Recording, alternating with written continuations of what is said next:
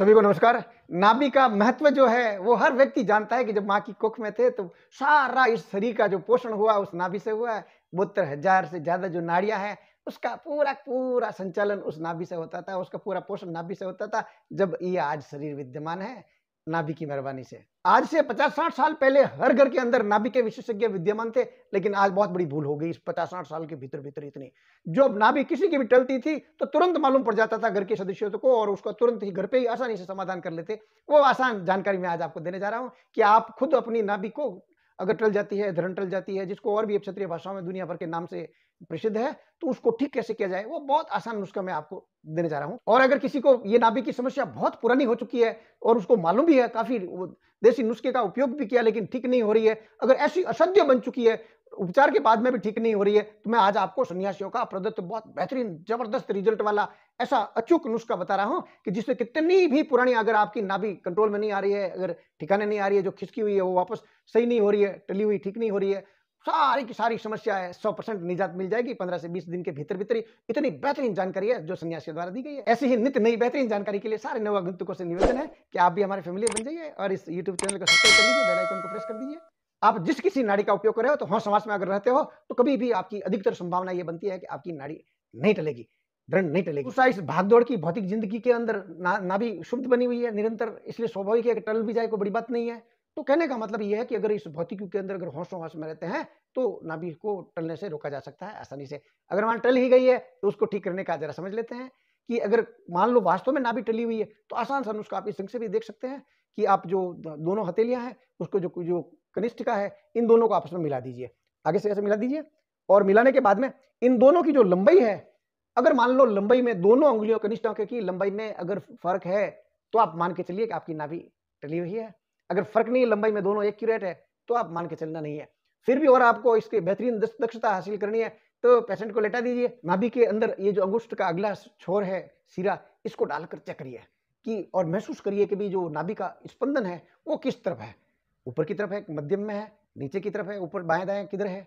जिधर अगर है कहीं, अर्थात नाभि का जो स्पंदन है वो बीच में नहीं है, मीडियम नहीं है, स्थिति में नहीं है, तो आप उसको नाभि टलना बोलते हैं, नाभि का खिसकना बोलते हैं। अधिकतर जो नाभि खिसकती है पुरुषों में बाई साइड में खिसक जाती है और महिलाओं में राइट साइड की तरफ खिसक जाती है, दाहिने हाथ की तरफ खिसक जाती है। लेकिन मैं आपसे विशेष निवेदन करता हूं कि इस नाभि खिसकने के दौरान कभी भूल से भी पेट की मालिश न कराएं, मसाज न कराएं। इस खिसकी हुई नाभि को वापस यथा स्थिति पे लाना बहुत आसान है, जरा समझ लेते हैं।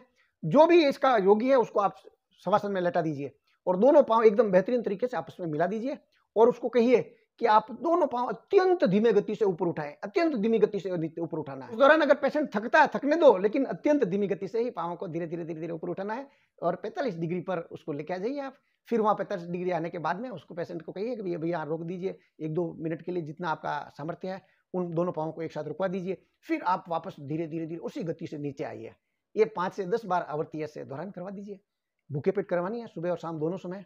3 दिन के भीतर ही वो जो खिसकी हुई नाभि है अपनी मूल वापस जगह पर स्थापित हो जाएगी, सेट हो जाएगी और ये समस्या निजात मिल जाएगी। अगर मान लो नाभि का किसी को ध्यान नहीं दिया और उससे बहुत सी विकृतियां पैदा हो गई और काफी समय बाद में मालूम पड़ा, और मालूम पड़ने के बाद में भी जब ये सारा के सारा आवर्तियां करने लगे, छोटा मोटा जो समाधान है उससे हो नहीं रहा है, तो मैं आपको रामबाण जो समाधान है वो सन्यासियों का दिया हुआ है, अचूक नुस्खा, जबरदस्त।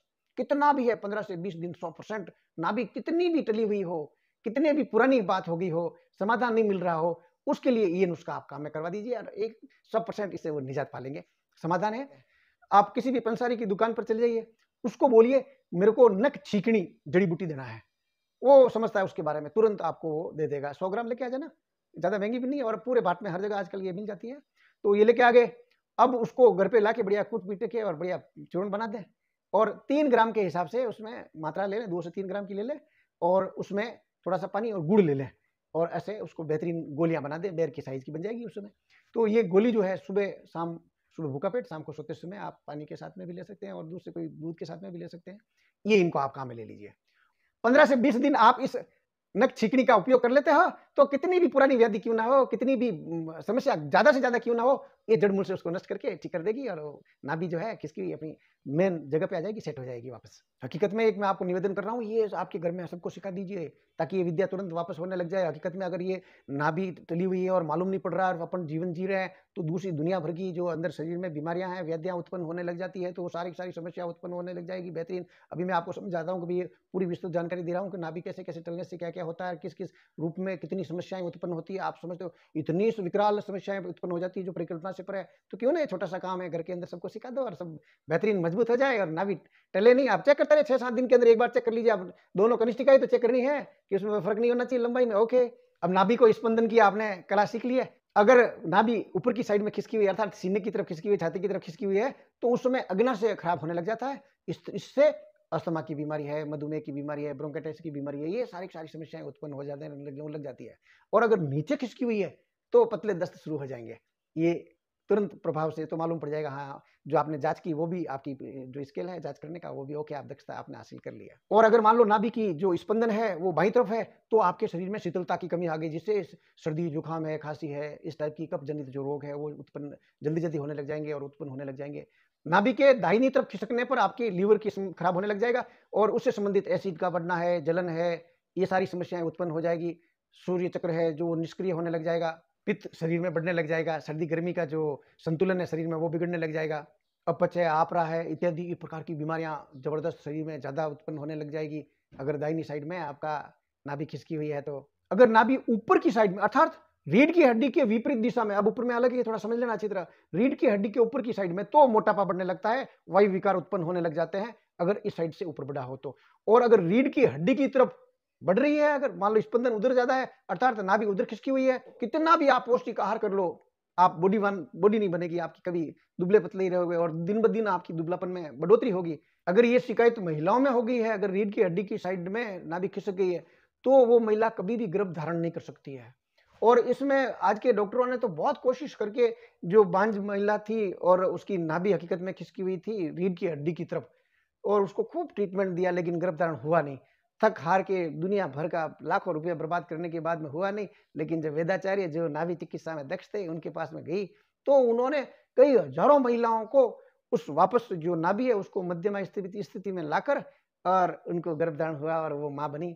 इतनी बेहतरीन जानकारी आयुर्वेद में है। नाभि को पाताल लोक भी कहा जाता है और यहाँ तक भी इसका शास्त्रों में वर्णन है कि आदमी मर जाने के बाद में 6 मिनट तक इसके अंदर प्राण रहता है। मृत्यु के बाद में भी प्राण रहता है इस नाभि में, इतनी मूल्यवान है नाभि। अगर किसी की नाभि खिसक रही है और मालूम नहीं पड़ रहा है, तो उसके शरीर में हकीकत में मानसिक तौर पर और आध्यात्मिक तौर पे बेपनाह उसमें कमी आ जाती है। वैसे आज की विज्ञान तो नाभि खिसकना मानती ही नहीं है कि नाभि खिसकती भी है, ये भी कोई बीमारी है, कोई इस ढंग से समाधान किया जा सकता है। खैर वो जाने, आप प्रैक्टिकली करके देख सकते हो और उसका रिजल्ट ले सकते हो। इतनी बेहतरीन आयुर्वेद है। आपने पूरा वीडियो देखा, बहुत बहुत धन्यवाद, बहुत बहुत साधुवाद। और ये जानकारी अगर आपको अच्छी लगती है और आप दूसरों का भला चाहते हैं तो जानकारी शेयर कर दीजिए। एक लाइक मेरे लिए।